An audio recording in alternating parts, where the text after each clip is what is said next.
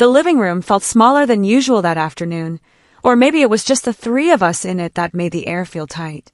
My father sat in his armchair by the window the way he always did, one leg crossed over the other, expression arranged into something that looked like patience, but was actually just distance. My stepbrother Cole stood near the doorway with his arms folded, and that particular smile he wore when he already knew how something was going to end. I had just finished telling my father what Cole had been doing, the comments, the pressure, the way he talked about the family property like it was already his. My father listened to all of it without interrupting. When I finished, he was quiet for a moment. Then he uncrossed his leg, set down his cup, and told me he would not be getting involved. He said families sorted out their own problems. He said I was capable and smart, and that I should learn to handle my own affairs. Cole's smile widened slightly at that. I looked at my father's face and searched for something, any sign that he understood what he was doing by staying silent. There was nothing there. He had made his choice and he was comfortable with it. That night I was in the upstairs hallway carrying a glass of water back to my room when Cole appeared at the other end. The hallway was narrow and the overhead light cast everything in a flat yellow that made faces look harder than they were. Cole did not look hard. He looked relaxed, which was worse. He leaned against the wall and told me in a conversational tone that I had 48 hours to begin making arrangements to leave the house. He said if I was still there after that, things would become very uncomfortable for me. He used that phrase carefully, like he had practiced it. I asked him what exactly he meant. He just smiled and said I was smart enough to figure it out. I heard a floorboard creak at the end of the hall. I turned and saw my father standing just outside his bedroom door. He looked at us both for a moment. Then he stepped back inside and closed the door softly behind him. The click of that latch was the quietest and loudest sound I had heard in a long time. Cole glanced toward the closed door, then back at me, and raised his eyebrows as if to say, "You see how this works that I did not sleep much that night." By morning I had made a decision I had been avoiding for weeks. If my father was not going to protect what was mine, I needed to at least take care of what I could carry. I started with my own room, pulling things from shelves and folding them into boxes with the mechanical focus of someone trying not to feel too much at once. By the afternoon I had moved through most of the upstairs. There was one room left that I had not entered in over 2 years. My mother's old office at the end of a corridor, the small one with the frosted glass panel and the door that used to glow amber when her lamp was on inside. After she died, my father had closed it and nobody had really gone back in. I stood outside it for a moment with my hand on the door handle. Then I pushed it open. The room was exactly as she had left it, which stopped me for a second. Desk in the corner, bookshelves along 2 walls, a small rug with a faded pattern on the floorboards. Everything was covered in a thin layer of dust. But what struck me most was the feeling that nothing had been touched carelessly. I started with the bookshelves because that felt manageable. My mother had kept an organized collection, reference books, journals, a few novels she had loved. I wrapped the ones I wanted and set them in a box, then began moving the shelf itself, so I could check whether anything had been stored behind it. The shelf was heavier than I expected, and I had to angle it carefully to avoid scraping the floor. When it finally pulled away from the wall, I knocked on the exposed plaster without really thinking about it, the way you do when you are just filling a moment. The sound that came back surprised me. It was not the dull thud of solid wall. It was a lighter, more hollow sound, almost like knocking on the back of a wardrobe. I knocked again, higher, then lower. The hollow tone ran in a clean rectangle about 2 feet wide and 3 feet tall. I pressed my palm flat against the surface. The plaster had a slightly different texture here, smoother and more even than the wall on either side. Someone had finished this section carefully and deliberately. I stepped back and looked at it for a long moment. My pulse was moving faster than it had any reason to. The panel came away more easily than I expected, which told me it had been opened before. Behind it was a small metal door set flush into the structure of the wall, roughly the size of a large medicine cabinet. It had no handle, just a flat surface with a keypad mounted on the right side, 10 digits, and a small green light that was not lit. The metal was clean and unmarked. No rust, no scratches. Whoever had installed this had done it properly and had maintained it over time. I sat on the floor in front of it and stared at it for a while. My mother had been gone for 4 years. This house had been in the family for longer than I had been alive, and in all the years I had spent in this room watching her work, she had never once given me any reason to suspect this was here. I tried her birthday. The light stayed dark. I tried mine. Nothing. Then I sat very still and thought about my mother, about the way she thought, about the small private language she and I had always shared. I typed in the date of the afternoon she had taught me to ride a bicycle in the driveway. The green light blinked once. Inside the safe the air was dry and slightly cool. The space was deeper than it looked from outside, roughly the depth of my forearm. There were 3 bundles of cash held together with rubber bands, a stack of documents in a clear plastic sleeve, 2 small flash drives in a labeled zip bag, and beneath all of it, a white envelope with my name written on the front in my mother's handwriting. I recognized it immediately. She had always written my name the same way, the first letter slightly larger than the rest, the whole thing leaning gently to the right. I picked up the envelope first and held it for a moment without opening it. Then I set it carefully on the desk behind me and looked through the rest of the contents. The documents in the sleeve were financial in nature, account statements, transfer records, pages with figures I could not immediately make sense of.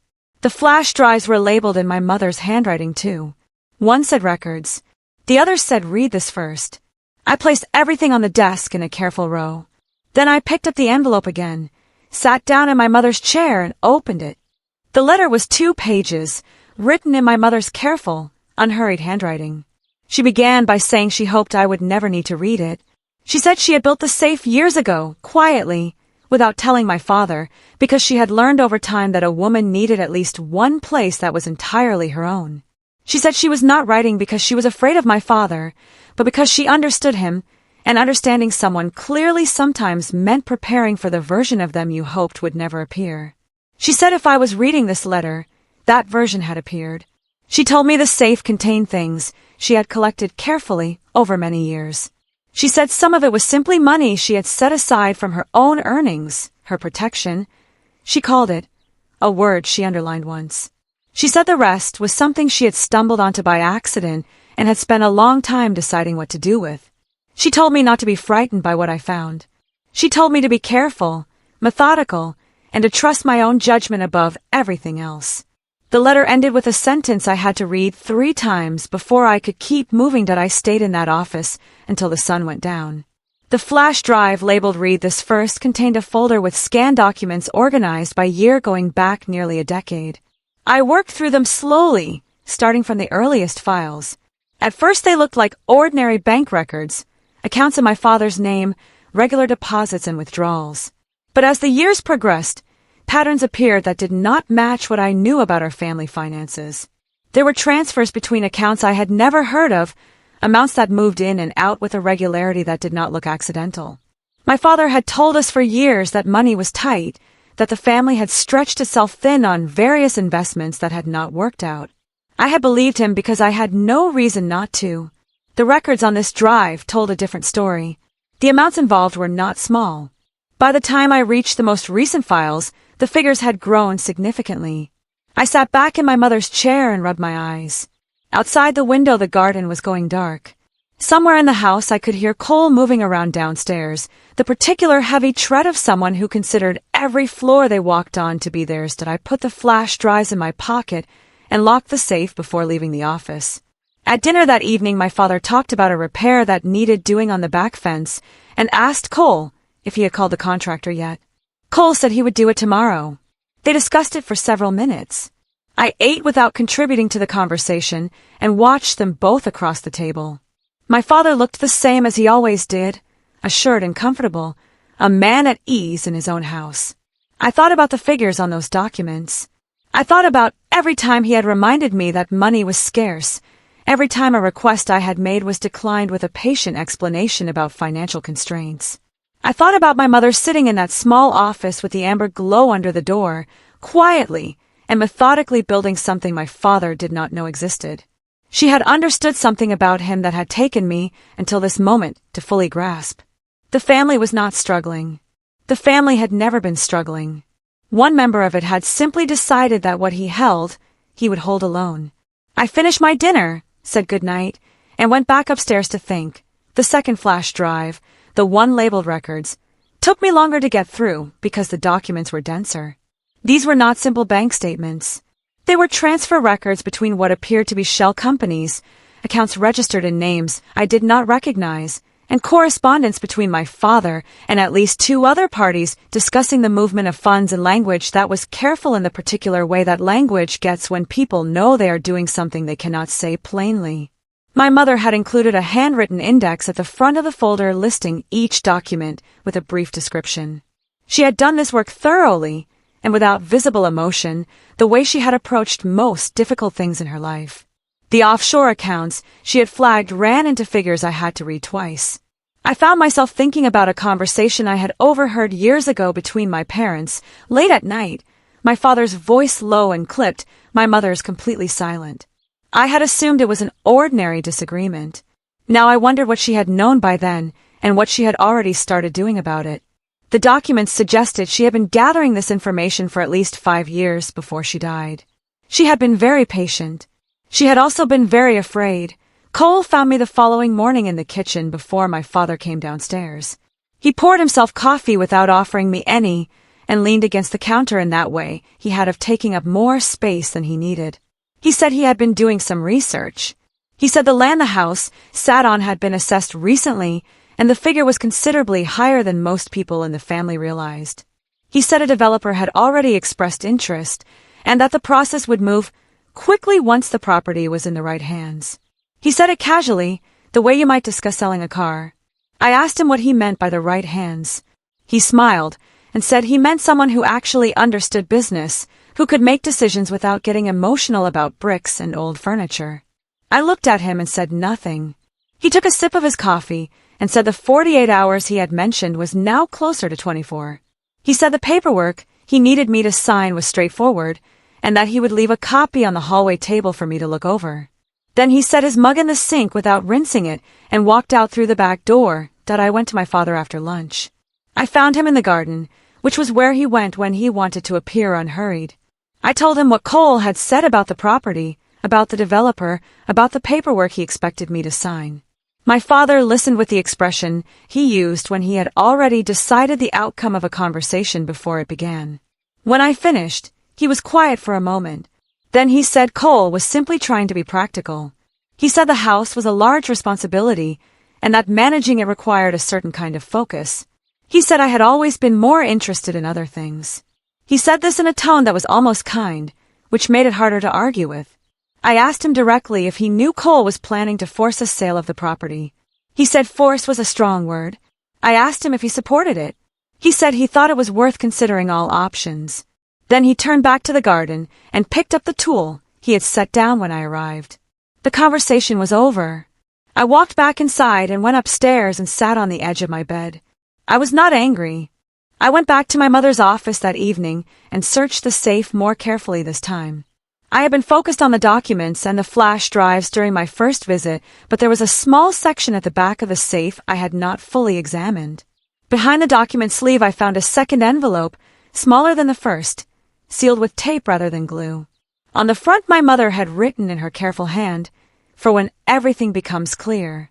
I had not noticed it before because it had been tucked flat against the back wall. I sat down at her desk and held it for a moment. The first letter had prepared me. This one felt different, more specific, like something she had written closer to the end when she knew more clearly what shape things were taking. I broke the tape carefully and unfolded a single sheet. It was shorter than the first letter, only 1 page, but every sentence was dense. My mother wrote that she had not been able to bring herself to do anything with the information she had gathered while she was alive. She said she had been afraid and that she was not proud of that. She had known. That was the part one kept returning to as I sat in her office in the dark after reading the second letter. Not just suspected, not just feared, but known, clearly and specifically, what my father had been doing with money that had passed through their shared life. She had gathered the evidence methodically over years. She had secured it. She had briefed a lawyer. And she had stayed. I did not fully understand that decision, and I was not sure I was supposed to. What I understood was that she had made a different choice for me. She had built something I could use, because she had known there was a reasonable chance I would one day need it. I reread the section about the lawyer 3 times, memorizing the name and the firm. Then I folded the letter carefully and placed it back in the envelope. I put both letters in my bag along with the flash drives and a copy of the most significant documents. I locked the safe and replaced the panel and pushed the bookshelf back into position. Standing in that office for the last time that evening, I felt the weight of what she had handed me. It was not comfortable, but it was solid. The lawyer's name was Mr. Adeyemi. His office was on the 4th floor of a building near the center of the city, small and quiet, and exactly the kind of place that did not advertise itself. His assistant showed me in without asking many questions, which told me he had been expecting this call for some time. Mr. Adeyemi was a precise, serious man who shook my hand and sat down and opened a thin folder before I had finished settling into my chair. He said my mother had contacted him 3 years before she died. He said she had shared a portion of the financial records with him at that time and had asked him to hold the file until someone came looking. He said I was the only person she had told about him. He looked at the documents I had brought and went through them carefully without speaking for several minutes. When he looked up, he told me what I had found was serious. He used that word in the specific way lawyers use it when they mean the situation has significant legal consequences. He said the accounts my mother had flagged showed a clear pattern of financial concealment, and that some of the transfers appeared to violate several laws relating to undisclosed assets. Mr. Adeyemi called me back 2 days later and asked me to come in again. When I sat down, he opened a larger folder this time and walked me through what his review had found. The shell companies connected to my father's accounts were registered across 3 different jurisdictions. The total value of assets hidden across those structures was, by his conservative estimate, just over $5 million. Some of the transfers had been made during periods when my father had told me and other family members that the household finances were under serious strain. At least 2 transactions appeared fraudulent, moving money through intermediary companies designed to obscure their origin. He said there were also tax irregularities that a financial authority would take seriously if submitted. I sat across from him and listened without interrupting. He asked me what I wanted to do. I told him I was not ready to answer that yet. He nodded and said that was reasonable and that the evidence was not going anywhere. He said one more thing before I left. He said my mother had been a very careful woman and that what she had preserved had made his work considerably easier. He said it with a quiet respect that stayed with me the entire drive home. That I came back to the house that evening and set my bag down in the hallway and stood quietly for a moment before going in. I could hear my father and Cole in the sitting room, voices low and comfortable. I had spent the drive home deciding not to wait any longer. I walked into the sitting room and told them both I needed to speak with them. My father looked up with the mild expression he used when he was not expecting to be challenged. Cole glanced at me and then back at the television. I said I was calling a family meeting the following Saturday. I said I had some things I needed to share with everyone and that I was asking the aunts and uncles to be present. My father frowned slightly and asked what this was about. I said I would explain on Saturday. Cole made a short sound that was almost a laugh and said I was being dramatic. I told him that was fine and that he could tell me that again on Saturday. Then I went upstairs before either of them could say anything else. In my room, I sat at my desk and wrote out the order in which I planned to present everything. Cole came to my room the following afternoon without knocking. I was at my desk and did not turn around immediately when the door opened. He told me to cancel the family meeting. His voice had lost the relaxed quality it usually carried. I turned my chair and looked at him. He said whatever I thought I was doing, I needed to stop. He said the paperwork he needed me to sign was still on the hallway table and that things would go much more smoothly if I handled this quietly. I told him I had looked at the paperwork. I told him I would not be signing it. He stepped further into the room, and I watched his expression shift into something less careful. He said if I continued causing problems, he would make sure my father understood that I had been going through private documents that did not belong to me. I reached to the side of my desk and picked up my phone.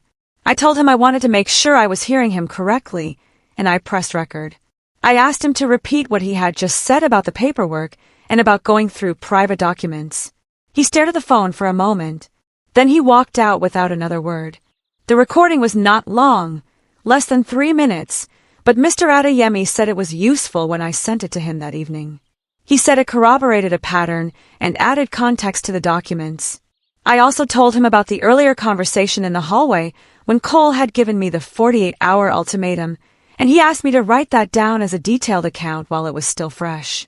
I did that the same night. 3 pages. Every word I could remember, with the approximate times and where we had each been standing.